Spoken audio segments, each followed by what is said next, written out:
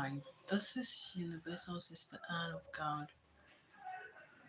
I want to talk about a topic that has really um, put a sort of impetus in me, and it's something we tend to overlook, not seeing it as a problem.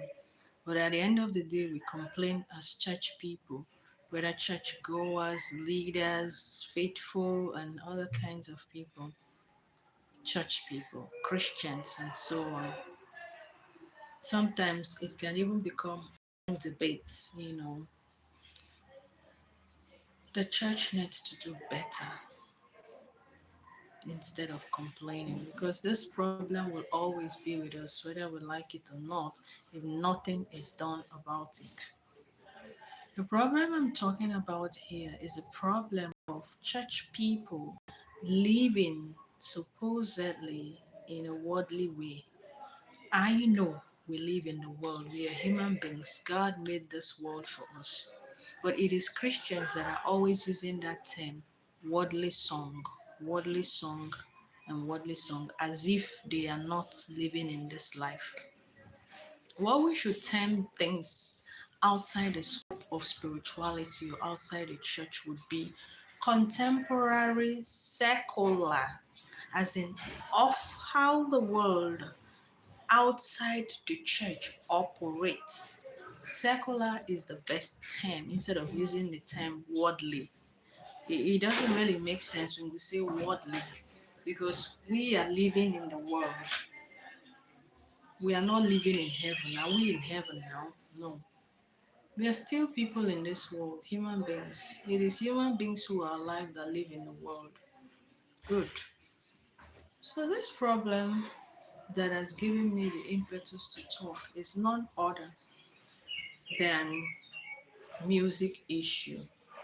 The way Christians are into secular songs is becoming a major problem. Christians no longer are interested in hymns. For them, hymns are too slow, they're too archaic, they're this or that. Whereas these same hymns, the words come from the Bible, especially the Psalms, which theologians and other spiritual men and women have called one of the best books of the Bible.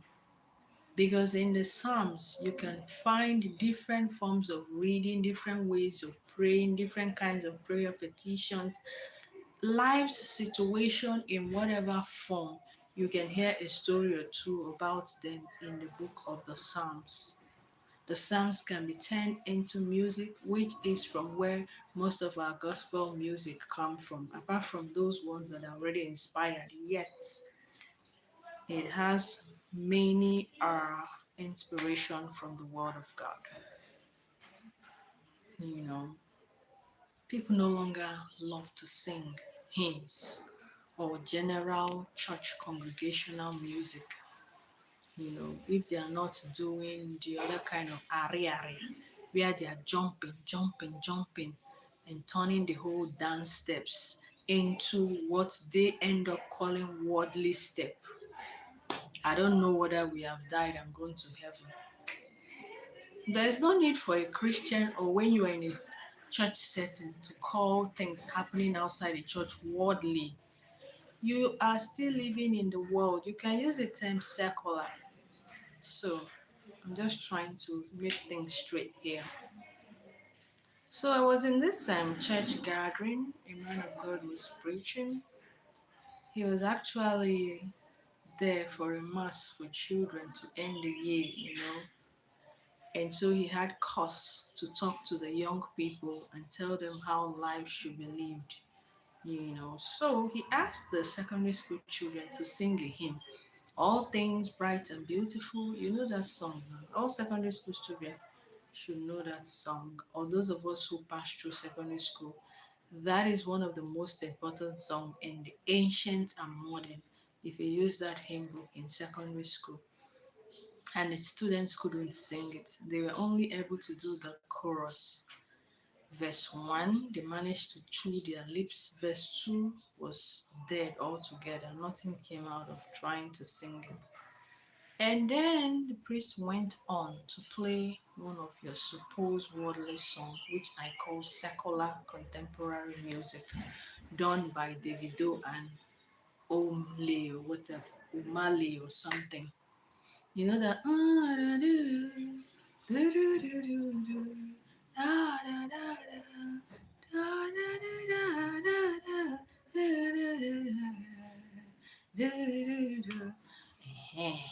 they couldn't sing all things bright and beautiful, but once the priest played the song in his phone, okay, come and see the children. Their voices were high. Ah, hey, hey. But we had been singing church song. Oh. None of them were joining the choir.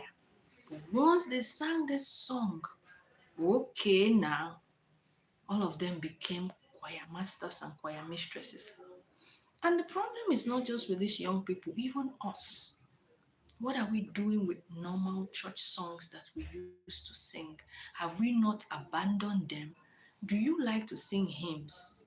How many of you have sung the hymn in the past 6 months? Picked up a hymn book, or you were just gliding through YouTube, you saw a hymn, you paused to listen to the hymn. Be truthful to yourself. Or in the past 1 year or 2 years, have we not all abandoned church song? And then tomorrow we say it's worldly song. Church people, leaders are not teaching their people the importance or the wonderful position hymns hold, or generally gospel music. And so you don't blame people. I know our gospel artists are doing the best they can do. They're churning out music, but friends, it's not enough compared to the way these guys are pushing out contemporary secular music. We need to be at par with them if we don't want to lose sight of church worship. Yes, and it's dying out. People are more craving contemporary song. For them, you can even bring them to church. Let's be singing them like him. And I can even say, as a very open-minded pastoral minister, that if the songs can help them connect with God, I beg, bring the songs. Let us be singing inside the church. Hey, yeah, yeah. Da da da da da. My baby. Hey. After all, the baby they are singing about is a human being created by God. Of course.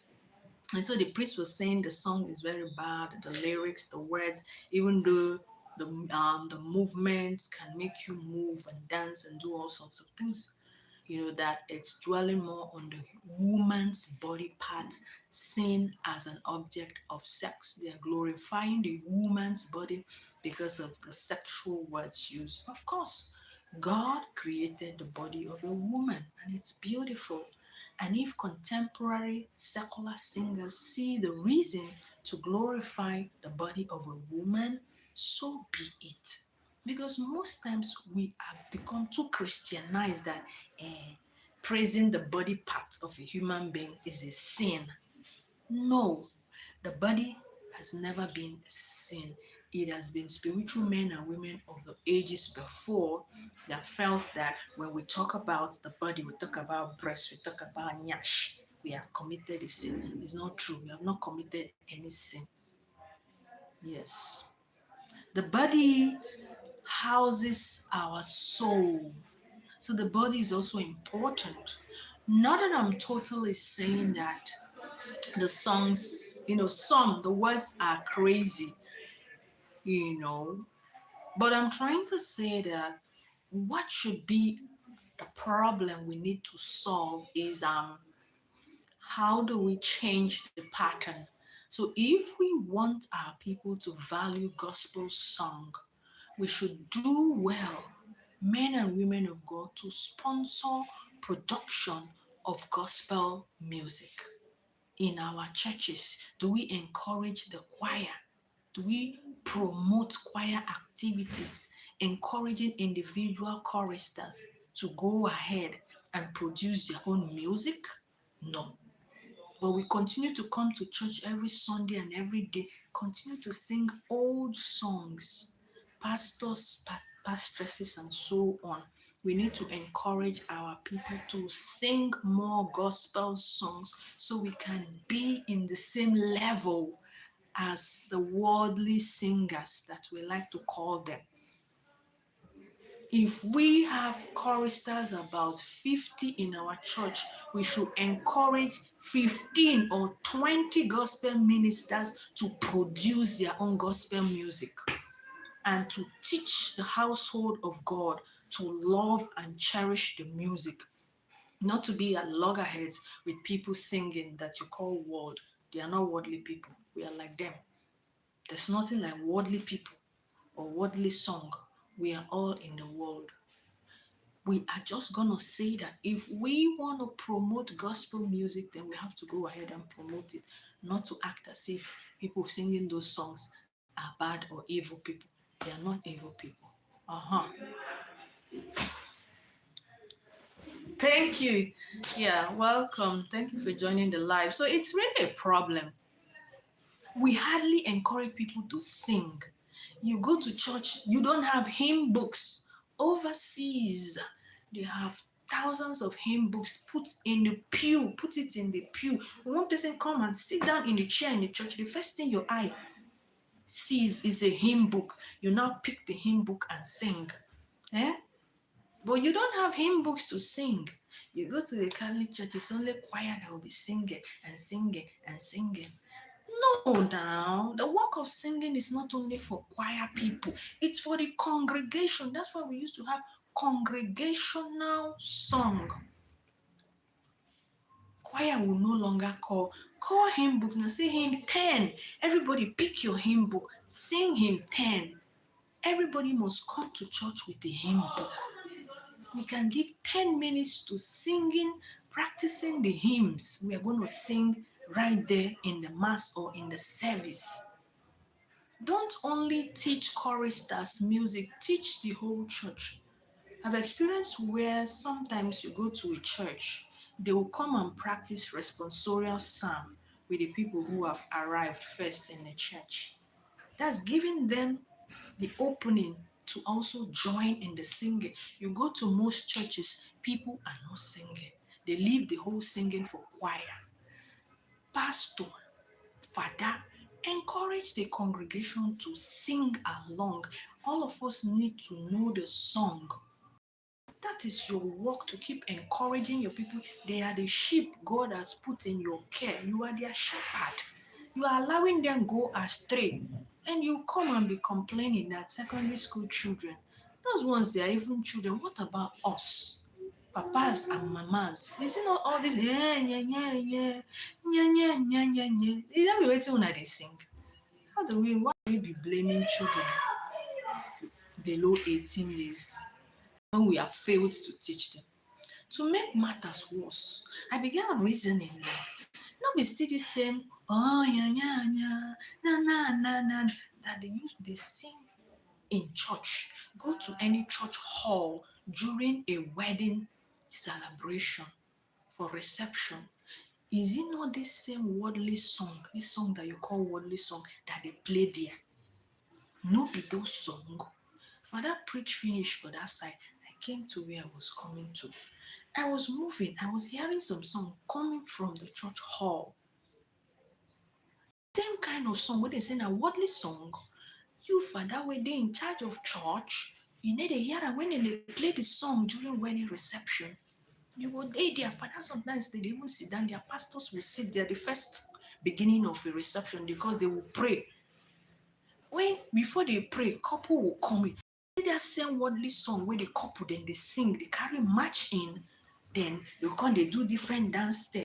The other man, the groomsmen, they will now be holding the groom's women. They'll be doing like this, doing different style. Eh? I mean, this one now, when that one they happen, now close all on the eye like this. It's crazy, I beg. It's crazy. Let us stop allowing these songs to be sung in the church. No matter the celebration, it has to be gospel music. We have beautiful contemporary songs, like most of the classicals, most of this country music. They sing them more like gospel music. Those are the kinds we should allow in church when we have a sort of social event. On no condition should we allow all these Davido and so on and so called songs. I'm not calling them so called, but they like to say it's so called. If we want to groom our people to loving gospel music, we shouldn't allow those kinds of music. That is my own suggestion. And I believe it's the best. It's not when you come and tell us that the songs are worldly, and yet, under your care and direction as a church leader, they will still be playing those songs in the hall during wedding receptions. It doesn't show that we are serious or we know what we are talking about or we want to solve the problem. You know, time is here to do the right thing. Let us do the right thing and stop complaining.